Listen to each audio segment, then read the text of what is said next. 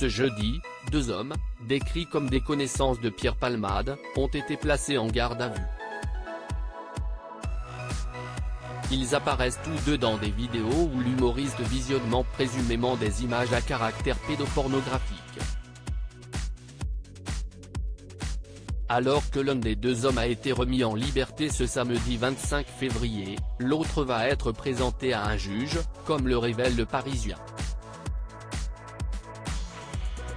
Ce que les Français appellent désormais l'affaire Pierre Palmade a pris une toute autre dimension.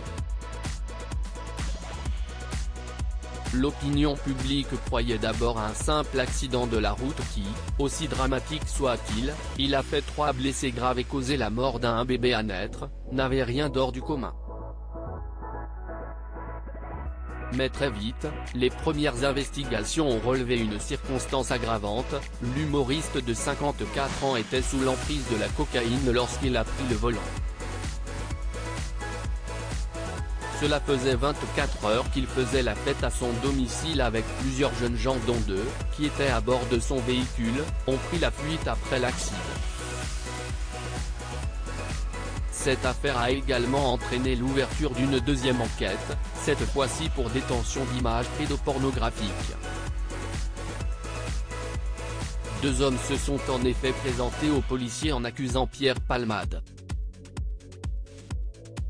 Le premier affirme qu'il lui aurait confié pouvoir disposer sexuellement de 2 enfants de 7 et 9 ans, alors que le second aurait en sa possession un téléphone portable dans lequel se trouveraient des vidéos de l'humoriste visionnant des contenus illicites. L'objectif des enquêteurs est désormais de déterminer la véracité de leurs dires, mais aussi de vérifier si les vidéos en question ne sont pas des montages.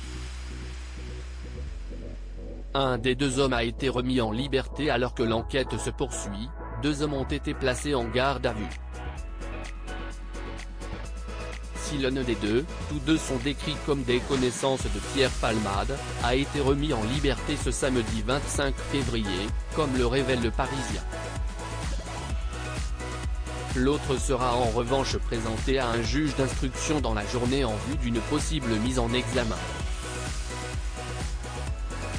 Selon le parquet de Paris, les investigations vont se poursuivre dans le cadre d'une information judiciaire ouverte des chefs de détention, diffusion de fichiers pédopornographiques et consultation habituelle de sites pédopornographiques. Les 2 hommes avaient au départ été placés en garde à vue car ils apparaissent dans les 2 vidéos, de qualité très moyenne, remises aux autorités, sans qu'on sache à ce stade s'ils visionnaient aussi les images supposément pédophiles.